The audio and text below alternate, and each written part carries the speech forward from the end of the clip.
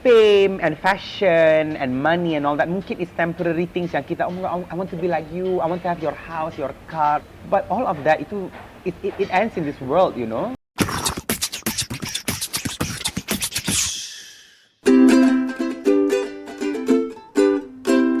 Mencoba minimalis. Powered by MLab. Kayaknya ini tamu internasional pertama. Selamat datang teman baru kita. Lumpur Malaysia, TV host. Berarti banyak lah, followersnya banyak, cari aja ya. Nama. Halo. Halo Puri. Kamu? Iya. Oh my God, terharu di Kini Talk Show di Sarasehan gitu. Tapi ini sorry Sarasehan, kamu nomor 2 karena sekarang ini Puri podcastnya nomor 1. Sarah, love kalau Love. nonton gitu. Iya, selamat datang di Mencoba Minimalis. Thank you.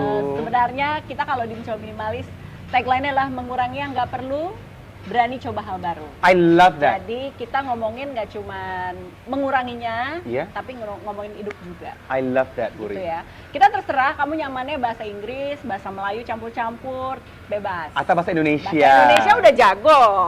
Aku coba aku mencoba minimalis dan mencoba menjadi orang Indonesia di sini. Tagline aku di sini, aku mau jadi kayak orang Indonesia. Oke nggak aksen aku? Oke, Ada kayak anak-anak Jaksel nggak? Jaksel, ya? Dia udah bisa tahu ngobrol, keren. Kamu apa lagi?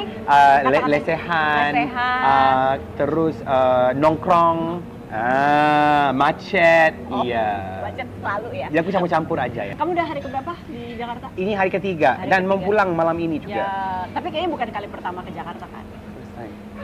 First time. Loh, ini Ini kali pertama aku di Jakarta. Jadi aku pernah ke Bali, ke Lombok, ke Surabaya, ke Padang, gak pernah ke Jakarta. Sekarang aku ngerti kenapa kamu pengen abis ini ke Tamrin City. Semua teman Malaysia aku, kalau nggak pagi sore, kamu udah pagi sore? Udah. Tuh, bener kan? Pagi sore, terus mau ke Tamrin City. Dan aku ke Tanah Abang semalam. Tanah Abang, ya itu sampingan. Oh, lebih kurang ya? Sampingan, iya. It's bisa so kita. good, murah-murah. Itulah. First time aku di sini. Paling seru emang ngomongin culture shock. Oke. Culture shock tuh nggak cuma dari apa yang kamu lihat, Iya. tapi makan, terus cara interaksi. Apa sih yang bikin kaget Di sini? di sini? Oh my God, oke. Aku rasa culture shocknya adalah... Oh, aku tahu. Aku rasa sini street foodnya banyak sekali di kaki lima. Kaki lima. Karena di Malaysia kami ada street food, tapi contoh jam 10 udah nggak ada. Tapi ada kedai mamak. Kamu tahu kedai mamak ya? Nah, tolong bener apa enggak ya? Apa bedanya kedai mama dengan yang nasi kandar sama apa lagi? Nasi lemak, apa bedanya? Oke, kalau nasi lemak itu biasanya untuk breakfast. Jadi kalau sarapan pagi itu nasi lemak. Jadi kaki lima kita driving naik motor atau apa, oh ada nasi lemak kita beli kan. Oke. Dan itu biasanya dalam jam 11 atau 10 pagi itu udah nggak ada. Oke. Tapi unless you go restoran biasa ada. Ada. Tapi kalau nasi kandar itu whole day. Dan itu oke, nasi kandar sama kedai mamak itu dia lebih kurang sebenarnya. Cuma nasi kandar itu dia memang nasi sama campur-campur ayam, daging, apa kita panggil itu, what do you call daging in Indonesia? Daging, ya? rendang, Bukan apa? yang lain satu yang, aduh, ada lagi satu perkataan itu. Empal, gepuk, No, ih, yang ada astaga apa? gule. Mungkin gule, mungkin ya. Gule is, Yang aku bisa di Google nanti ya, sorry ya. terus Ya, culture shock lagi. Apa Culture lagi shock. tadi? Oh tapi ya Sorry, di tadi Malaysia yang nasi. mama 24 hours. Jadi mama itu kamu mami goreng ada, indomie ada, semuanya ada, nasi. Hai adik kecil, iya ini show, mau nggak nonton? Mari sini loh, kita perlu ramai penonton. Ini ya jiwa host MC-nya ini udah tinggal selamat datang. Kita by the way sekarang lagi di Taman Literasi loh. Pak, mari sini Pak, kita ada show, free show, gak usah bayar. Tapi iya sila. Tapi di sini yang aku culture shocknya itu banyak tempat makan di kaki jalan sampai jam 2-3 pagi ya. Iya, And people are everywhere. Ada yang duduk, ada yang lesehan ya, ada yang lesehan. Iya, nggak pakai bangku. Nggak pakai bangku. Iya. Jadi macam malam-semalam I was walking around Blok M area kan. And it was so full. Aku jalan ke sana ada sate, ke sana ada benda lain. It's like non-stop penuh banget. Itu aku culture shock. Kaget ya, oke. Aku tuh tertarik cerita Keanu karena kamu adalah sosok yang kerja di showbiz. Yes. Hari-harimu apakah ada yang konstan atau semua by project? Oh, oke. Dulu ketika aku masih di radio, di Hits, itu ada konstannya. Karena Monday to Friday, jam 6 sampai 12 malam, aku udah di studio. Oke. Jadi itu rutin harian aku selama 6 tahun. Jadi Baik. itu udah macam jadi kebiasaan. Aku udah tahu schedule aku gimana. Dan selebih dari itu, sebelum jam 6, mungkin paginya ada syuting atau ada event atau apa. Tapi malam itu memang fix. Tapi semenjak aku tinggal radio, sekarang ini dia udah lagi fleksibel. Jadi yang dia nggak ada yang fix in a week itu aku ada TV show aku di Malaysia yaitu H Live. H Live itu kayak entertainment show gitu. Oh, kalau di sini insert live kayaknya. Insert live ya. Dia kayak e-news kan, Ya. kayak apa yang terbaru sekarang?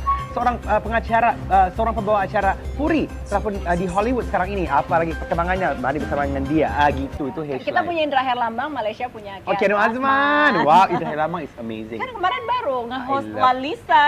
Oh, serius? Iya, nanti I kita love ngobrol Indra lagi ya. Herlambang. Iya, Hai Indra. Kang, iya. Jadi aku ada H Live. My other show is a morning talk show namanya Borak Sini. Itu weekly. Itu weekly. Jadi dalam 2 kali seminggu. Jadi dia kayak apa talk show di sini yang morning talk show Selamat Pagi Indonesia gitu. Ada nggak kayak show Tapi begitu? kayaknya lebih light kan kamu. Dia lebih light, Ya, tapi dia live, tapi dia light. Nah, ya. iya, iya, iya. And then selebihnya aku nge-MC event, apa-apa acara gitu. So itu aja. Jadi dia putar-putar itu, dia rotation. Ini yang menarik. Karena sekarang kayaknya di mana aja kan the rise of gig economy. Orang itu nggak kerja kantoran seperti biasa. Betul. Kita bisa bilang ini informal. Iya. Aku bisa lihat kamu suka sekali pekerjaannya, sebagaimana aku juga kerja sebagai orang media. Tetapi it comes with anxiety. Anxiety yang kayak insecure. Aku jadi bulan ini kira-kira dapat berapa ya? Exactly. Gitu kan? Exactly. Jadi itu yang mau aku tanya 2 hal ya. Navigating the uncertainty. Oke. Sambil Keanu ini alhamdulillah sudah hijrah. Alhamdulillah. Kita juga, aku tuh bawaannya mau gini-giniin. Tapi- Keanu. tapi? Apa? Nah, kita ketemu di hotel, di lobby dia gini. Pak, kamu orang Thailand ya? Terus gini, karena dia tahu aku jaga wudhu. Punya wudhu dia, kalau bisa nanti ya sholat langsung sholat zuhur gitu Iya. kan. Nah, maksudku kan jadi orang yang sedang menjalankan hijrah, kamu juga biasanya ada ekspektasi jaga keluarga Iya. gitu kan. How do you navigate that? It's so true when you say that in the gig economy mungkin lagi fleksibel dan lagi relax, tapi at the same time ini nggak relax. Secara fizikalnya mungkin lagi relax, nggak usah ke kantor, nggak ada fixed schedule, tapi memikirkan uang bulan depan cukup nggak? Aku mau dan aku seorang yang menyara keluarga kan, Yeah. aku ada ibu, aku ada adik yang mau support.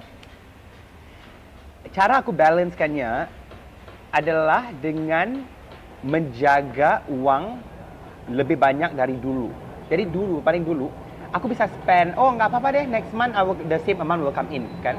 Tapi sekarang, knowing that, oh mungkin bulan depan kurang ya job, mungkin bulan ini alhamdulillah oke, bisa tampung lagi 2-3 bulan contohnya. Tapi bulan depan, oh masih kosong ya, nggak ada inquiry, no one is contacting me, there's no client calling me. So what I do now is, I really make sure any money that comes in from any job, kecil atau besar, I will put aside. Jadi I will not spend like before. Dulu, oh my god, masa zaman muda kan, ada job besar. Oh ini bisa beli Balenciaga. Astagfirullah. Once upon a time ya. Nggak apa-apa. Once Kalau upon a perlu time. nggak apa-apa. If you can afford it. Once and upon you a need it, time, iya. aku nggak akan di-invite ke mencoba minimalis karena mau beli itu. Balenciaga, Gucci, astaga. Sekarang ini lagi murah lagi itu yang aku suka. Jadi that's how I try to keep simple now. Oke. Any form of income will go straight to my savings. And in that savings ada Kamu dua gaji jenis. diri sendiri? Nggak? Aku gaji diri sendiri, benar. Do you do oke. that also? Iya, iya, aku juga. Jadi kayak kamu kunci X amount, aku tahu Iya. bulanan. Misalnya ini yang untuk tanggung jawab Yes, keluarga, yes. ini yang hanya untuk aku. Yes. Aku punya 2 rekening, abis itu aku tentuin. Jadi kayak sistem gajian, tapi dari apapun yang sudah masuk. Exactly. Kamu kayak gitu juga? Sama. oke. Oh. Jadi at least, no matter how much more kamu dapat this month, it's not what you can spend now. Ini untuk kita tampung ke depan, Ya, kan? ya, Jadi macam, oh okay, there's more money here. Then maybe like now till December aku bisa tenang soal uang, gitu. As compared to before, uang masuk, uang keluar, uang masuk, uang keluar. Astagfirullahalazim. Jangan begitu dong anak-anak muda semua. Hey, anak-anak gaul, Anak-anak skena. Hey, anak-anak skena, jangan begitu. Another thing yang kamu tanya yang aku suka Navigating tadi, the more balance uncertainty, kan? ya, ya. I think bila aku berhijrah ya, bila aku semakin dekat sama Tuhan, itu juga membantu dengan cara aku menjadi seorang minimalis in general. Karena bila aku berpegang pada ajaran-ajaran Tuhan, aku lebih mendampingi Quran dan ajaran-ajaran dalam Quran, aku sadar yang kita nggak butuh benda-benda yang mahal banget, expensive car, expensive living, you must look glamorous all the time. Karena at the end of the day, kebahagiaan yang sebenar adalah kebahagiaan dari dalam. Yeah. So I think it really helps me in terms of how I spend my money and how I live my life, Jadi sekarang ini, I love the simple things. Macam di Malaysia, especially lepas aku tinggal radio, I don't drive much anymore di Malaysia. I mean, I know in Indonesia, most people also ambil Gojek dan sebagainya, kan. Tapi di Malaysia, it's normal to drive most of the time, kan. Tapi I choose to take the train more. Dan I ini love it. satu hal yang bukan kita deh yang jangan ngajak-ngajak. Aku yang iri dengan Kuala Lumpur tuh, kalian tuh integrated transportation dan bisa kemana-mana dengan sangat nyaman. Very flexible, kan. Iya. Karena sini MRT-nya dia Masih limited distance-nya lah. limited, Iya, kan. iya. Dalam 15 km gitu, kan. Jadi not many places bisa pergi, Iya, kan. kamu bisa kan? Oh my god, you can go anywhere. Cuma dia ada banyak jenis. Contohnya MRT, LRT, commuter. Jadi tukar-tukar aja lainnya. Ya. So I do that a lot di Malaysia. And imagine the amount of money that I get to save sekarang ini. Mantap. Save duit satu. Second is I am healthier karena aku banyak jalan. Jalan, iya, step. Kalau kita hanya di dalam mobil, Yeah. you don't burn any calorie itu satu. Yeah, yeah. You don't get to really reply text karena kamu, ya Allah, bentar Pak, bentar. Ya Allah. Kan accident, kan. Jadi I realize that life aku, the more minimalis aku cuba untuk menjadi, lagi produktif in total. Ya, ya, Jadi totalitasnya health, money lagi kurang spend, tapi I'm happier. Ya. We don't need much. What we want though, Cia. But we want. Kalau ada yang lebih, why not? Alhamdulillah. Oh, gitu. Kalau ada duit jatuh dari We don't langit, need kita much. ambil aja. Tapi we don't need much. We don't need much. Nah, tapi di dunia showbiz kan kamu juga dilihat. Iya. Kalau radio didengar, Ya. walaupun sekarang bertransformasi dilihat, ada semacam ekspektasi untuk a look certain way. Oke. Look certain way lah.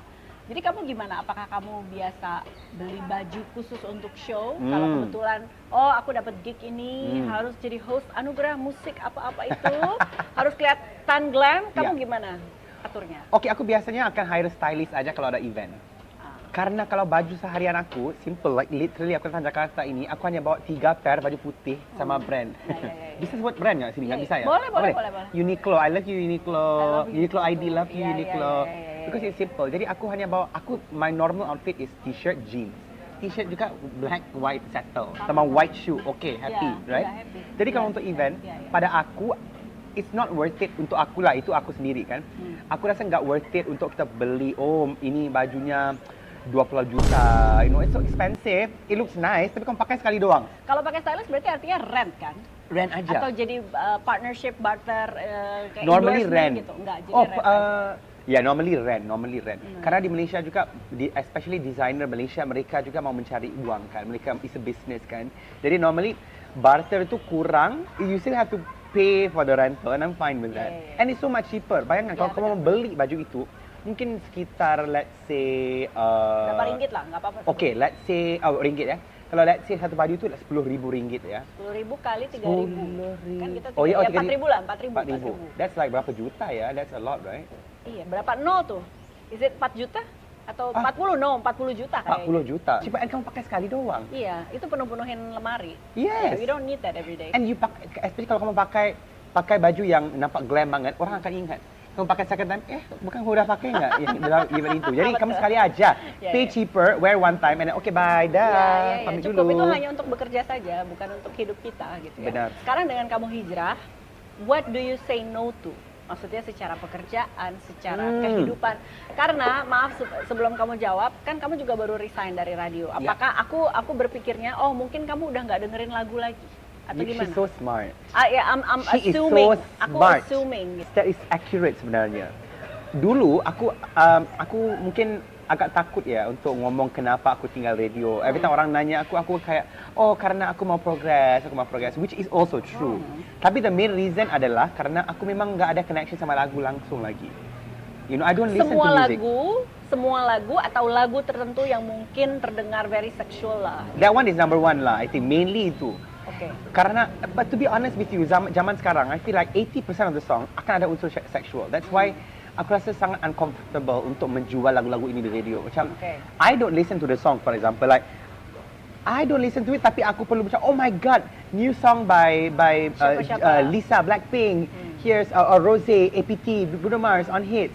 The way I say it, it's like I listen to it and I love it, tapi aku rasa hypocrite banget, because I personally don't even listen to it, you know. Oh, Jadi aku ni bukan sejenis yang condemn atau macam, kamu tak bisa dengar lagu. To me, if you want to listen ke apa, go ahead. Sebab ini a personal thing aja kan. For me, aku just rasa itu bercanggah dengan proses hijrah aku. Karena hijrah is a very pure state, kamu mau hati, dia bukan hanya bersih di luaran tapi di dalaman, itu yang paling Betul. penting. Yeah. Tapi sebenarnya kalau the more pada aku lah, the more we listen to songs and music yang macam, I wanna see you in bed tonight, Bruno Mars, Versace on the floor, Oh my- ya kan? Oh my No, God, itu yes. kayak gimana?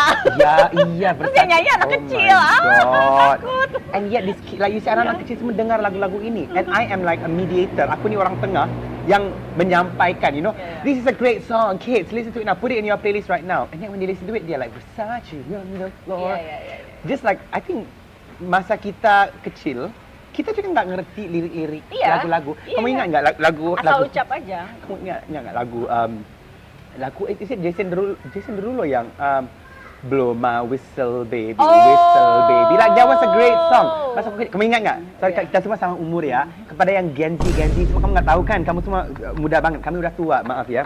Jadi masa kita kecil, oh my god, Blow My Whistle. Bila kamu besar, astagfirullahalazim, rupanya ini maksudnya. Yeah. So can you imagine? I am part of that community to push these things to kids and all that.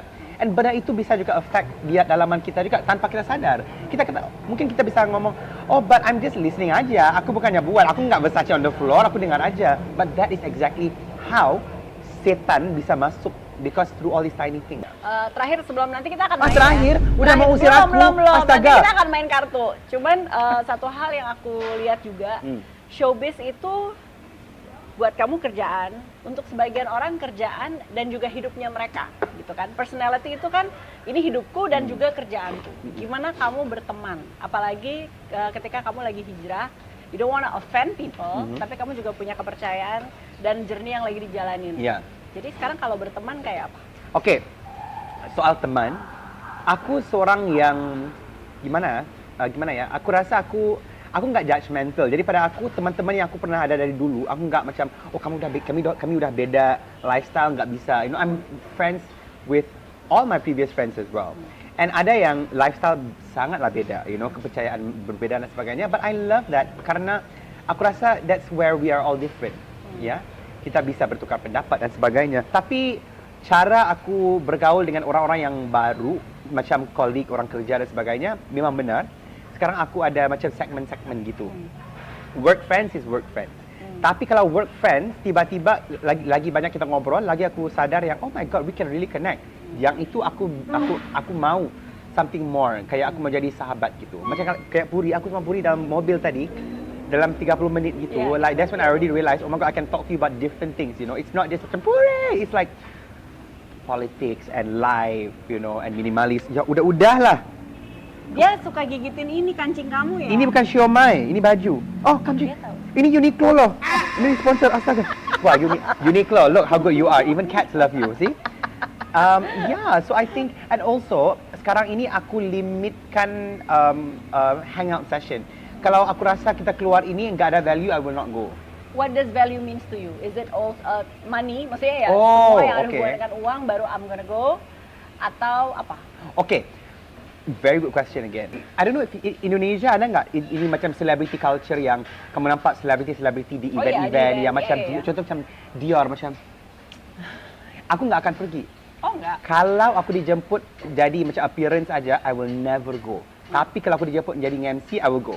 Oke. Jadi pada aku sekarang ini dalam proses baru aku ini, I will only go kalau aku rasa ya aku bekerja. Kalau hanya pergi yang macam oh appearance aja, dia Appearance, datang ya, dan macam kayak terus captionnya macam thank you for inviting Dior. Oh Aku iya nggak kan akan biasanya pergi. ditukar social media kan? Iya iya benar-benar. I don't really like that, macam jadi di Malaysia kan kadang ada yang jemput kan macam oh we want you to come and kita bagi PR kit contohnya, and I'm like honestly thank you for the PR kit but I don't want it because aku mau kerja. Pada aku bila aku di sana, I want to feel like my brain is working. Jadi kalau hanya pergi hanya kayak oh how are you, my god lama nggak ketemu, selfie yuk. Pada aku itu nggak add value in my life in terms of work. Tapi kalau kita keluar sosial, value pada aku adalah sayang. Dia balik lagi. Adalah sayang. Value pada aku adalah if we can talk about things yang bukan gossip. Kalau hanya orang mau, jom kita keluar yuk. Aku ada story, tahu nggak ada. Gibah, we call it gibah ya. Gibah. Iya, bergibah. Bergibah. Kalau ada yang mau gibah-gibah aku gini. Oh iya, oh oke. Gitu aja. But I gitu, will not go, you know. Karena aku rasa aku akan lagi drain. Social battery aku capek banget. When I'm there, aku akan rasa kayak like kenapa sih kita perlu ngomong soal orang, lantak aja deh. Macam karena aku nggak perfect, you know. Dan aku tahu aku ada banyak kekurangan juga. So if we go out dan kita bergibah ya. Bila kita bergibah, aku rasa kayak nggak ada penghujungnya. You know like okay. So what's your point? Jadi kalau kita gibah soal dia, are we able to change them? Kalau nggak bisa, then there's no point. You know, kita hanya tambah dosa aja. So lately, all I do is kalau kita keluar and ada orang mau nanya advice kerja atau kita mau betul-betul catch up, you know, like how's your mom, you know, my family gini-gini. Oh my god, itu okay. I love that. Langsung kita akan main. Kita mau ambil berapa pertanyaan? 3. Kamu ambil satu dulu. Oh, ambil satu. Nanti kita bahas. Random ya? Ya, random. Oke, bismillah. Oke, kamu bacain ya. Oh, baca. Oh, jadi kita nanya each other ya? Aku Kamu tanya lah. kamu. Oh. Kamu Wow, jawab. this is good. Coba apa nih? Puri, Apa sih? pilih satu aja. Penampilan atau kecerdasan? Aku udah tahu jawabannya apa. Aku kenal dia banget. Karena yang mencoba minimalis, aku akan menjawab kekayaan, guys. Maaf, nggak ada di pilihannya. Ini A atau B aja. Kamu yang jawab. Oh, aku yang jawab, bukan kamu yang... Oh, Bukan kamu yang jawab. penampilan atau kecerdasan? Aku rasa, well, dua-dua itu sangat penting sebenarnya. Ya, aku rasa kena ada balance di tengah-tengah. Dan penampilan itu, jangan salah ngerti ya. Penampilan itu bukan artinya, oh, ganteng ataupun cantik. Penampilan maksudnya kamu itu presentable. Jadi, orang yang benar-benar cerdas pada aku akan menjaga penampilannya juga. You will try your best to look good. Tapi look good itu bukan berarti oh perlu pakai branded, designer goods dan sebagainya. You have to look presentable. Maksudnya kamu seorang yang respect orang lain.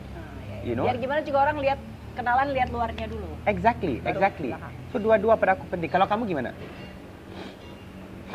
Ini klise ya, tapi kan kalau cerdas, kamu bisa putusin apa yang cocok buatmu. Oke. Termasuk penampilan. That is true. Gitu.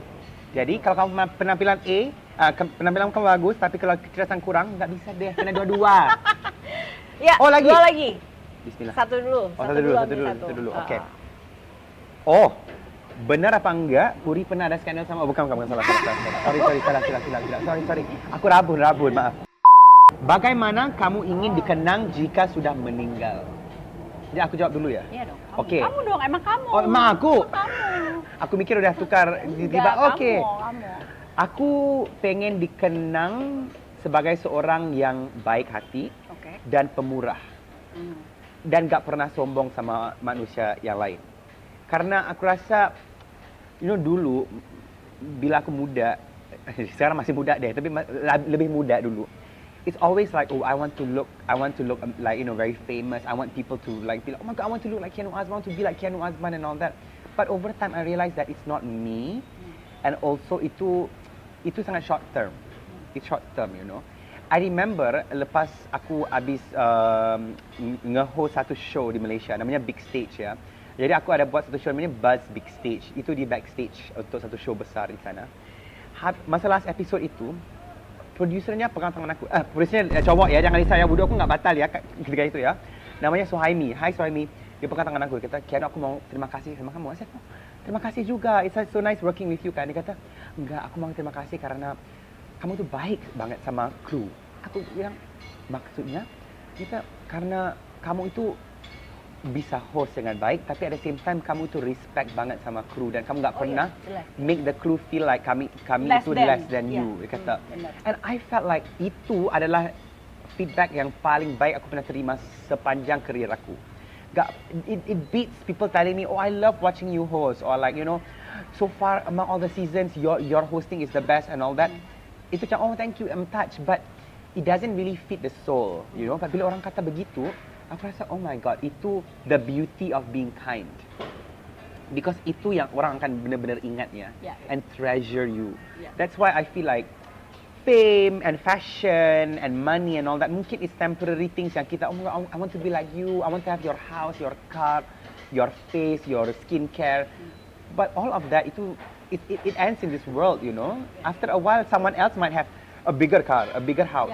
But kindness ini, and kindness itu bukan competition ya. That's one thing I like pasal kindness. Kindness itu nggak bisa diukur. You know, so it's that something that I would love to be remembered for being kind dan nggak sombong. Terakhir. Oh terakhir. Kartu terakhir. Ngobrolnya masih. Kok ada dua? Oh, wow. Apa ini? Bagaimana pendapatmu tentang kesempatan kedua? What do you think of second chances ya? Kalau nanya aku ketika aku lebih muda, I would say no. You know, no such thing second chances. You blow your chance, bye. Dah. Pamit aja. Ini apa? Pertemanan? I think everything. Romantic relationship, semua ya? Everything. Semua. Everything. I used to think that second chances is bad karena it's giving people the chance to be lazy, you know, and like, you know, you failed, you know. Tapi I think ini juga karena aku sudah semakin dekat sama Tuhan. Then I realize betapa Tuhan itu pemaaf, pengampun ya. Jadi can you imagine kalau Tuhan, Sang Pencipta sendiri bisa forgive. You can do 1 million, 2 million mistakes and you apologize and He will forgive you. Kita ini, why are we not doing the same? I mean, it's not easy ya. Especially kalau ada trauma datang sekali, you make a mistake, you broke my heart and all that. Of course, it's not easy. But I think we always have to find a way to give second chances to everybody as much as we want to be given a second chance. Dalam kerja, dalam cinta, dalam persahabatan, dalam keluarga. You know, it's a holistic approach kan. Dan aku rasa second chance itu enggak bererti, contohnya pacar kamu udah selingkuh dan kamu bagi second chance, oh okay, tak apa-apa deh, kita just terusin aja. Second chance pada aku sangat subjektif. It could also mean that I'm sorry aku tak bisa accept kamu ke life aku lagi dah, but I forgive you. That's also second chance. Means I'm giving you a second chance to trust you that you can change. Tapi bukan berarti, oh okay, nggak apa-apa dia, aku turn a blind eye aja, it's jadi fine. terjajah ya. Kita nggak mau jadi enabler kan, karena apa yang salah itu tetap salah. But I feel like we have to find a way to forgive, and forgiving people is another form of giving people a second chance. Termasuk kesempatan kedua ke diri sendiri. Oh my God, itu sangat penting sebenarnya. And that is something yang ramai overlook kan. Kita mau forgive orang aja, forgive orang. What about ourselves? Karena kita juga banyak mistake kita juga ya. And sometimes the mistake is like, mistake ini gak semestinya, oh aku tipu sama dia, oh aku selingkuh. Mistake ini mungkin kita marah sama diri sendiri karena kita percaya pada orang too much, you know, like, oh why did I do that? Why did I accept him back? Why did I accept her back too many times? You know, itu mungkin something yang membuatkan kita marah pada diri sendiri. But like you said, we have to forgive ourselves as well. We will not always make the right decision. Itu manusia, you know, but we learn. Abis ini mau ngajak kamu coba makanan, jajanan, kue-kue dari Jakarta. Astaga. Bukan dari Jakarta, Indonesia yang kebetulan jualannya ada di Jakarta. Tapi aku udah 15 kilo hilang, jadi ini nggak apa-apa, nanti kembali ke KL, kamu lari 3 hari 3 malam. Ya, aku dengar podcast aja. Benar, break dulu.